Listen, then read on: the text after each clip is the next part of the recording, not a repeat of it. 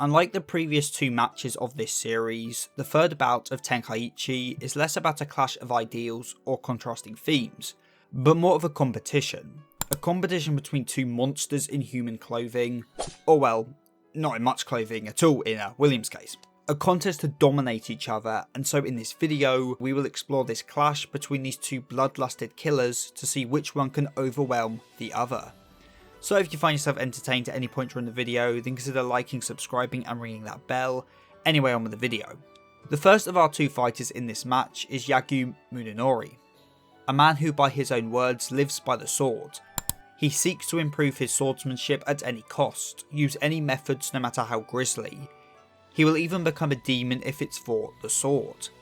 As the son of a sword saint, he is legendary in the world of samurai, known by all across the lands.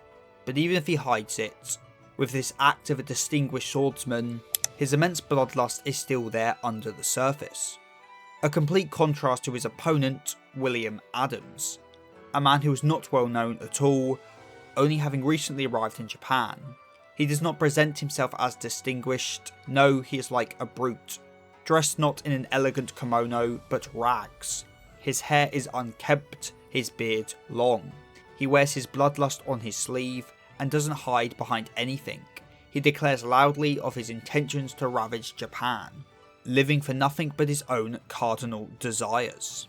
Williams has no care for others, destroys the door of the ship, a clear sign that he doesn't give a shit about Nobunaga, and then introduces himself, interrupting Ramuru's speech, because if there's something he wants to have or wants to do, he will take it from others, or interrupt them I guess, no matter what.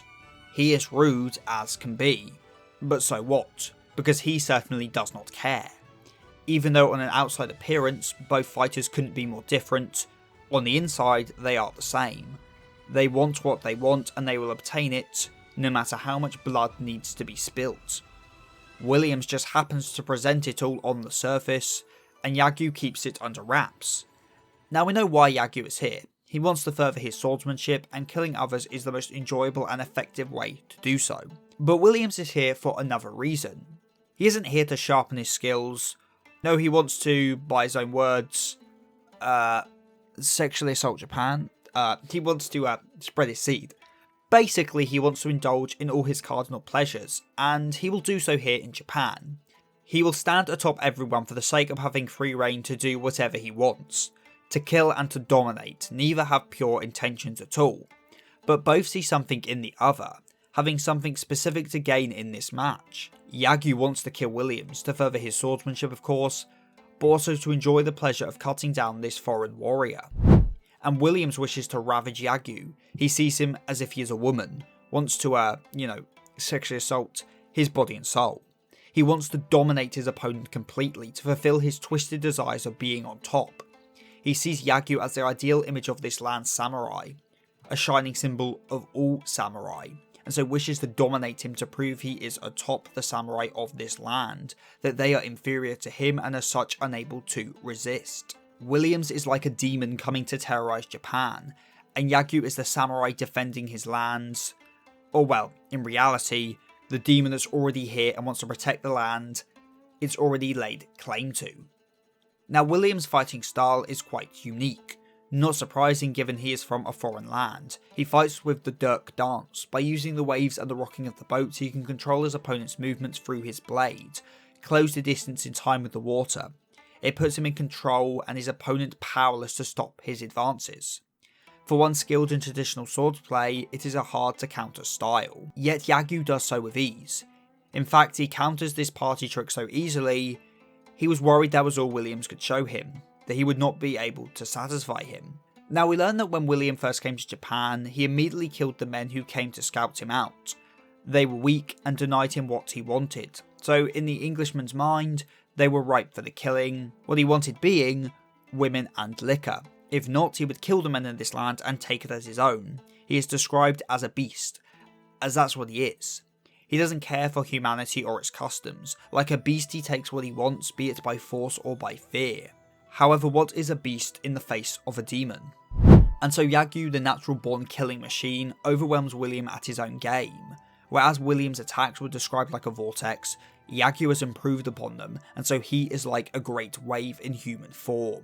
As we learn via flashback, Yagyu was born with a great bloodlust and no empathy. He enjoyed playing with life. In order to test out a new technique, he turned his sword on his fellow students. He did feel bad about it though, I guess. Though not because he killed his fellow students. No, instead he felt bad due to not realising when the man had died. It was in his mind, inexperience. Taking lives was just a step on his path to further refine his sword. He was locked up as a result, deprived of everything but his own life, left in the darkness with just his mind.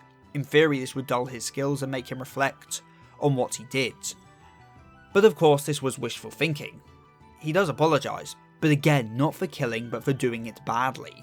His one desire is to kill, as without killing his skills will dull and he will not be able to refine his sword. Yet despite those words, that sadly wasn't the case. He practiced sword skills in his mind, kept killing again and again, refining his skills even without a sword to hold. And so when he was let out by his brother who no longer feared him, he was ready to kill again. In that darkness, his evil and talent mixed into something new, a demon, leading to his new style of attack. He doesn't try to kill, he instead tries to make his opponents suffer, cutting them apart piece by piece, carving away everything.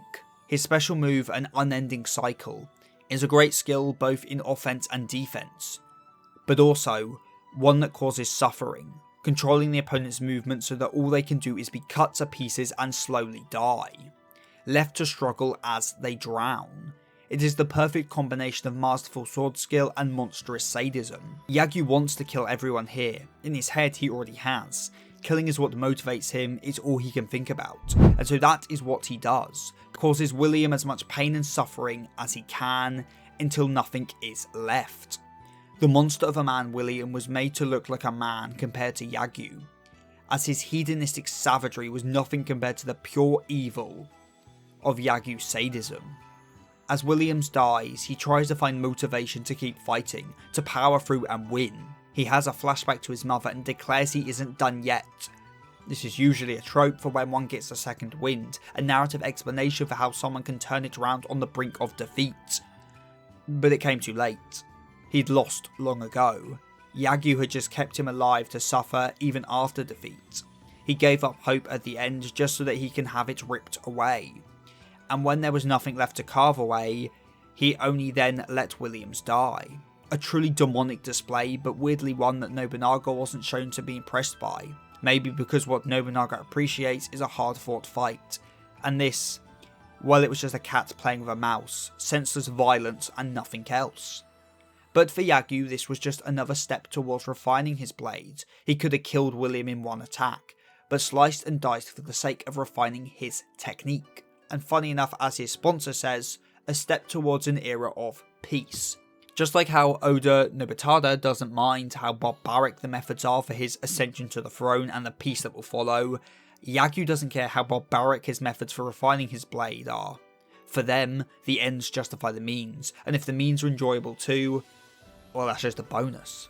In the end, the point of this match was an exhibit to show the raw malice of Yagyu Munenori, and the best way to do that was to pit him against a truly heinous and hateful character like Williams, and then have him make even a barbarian spouting about sexual assault look like a sympathetic victim in the face of his malice of this demon.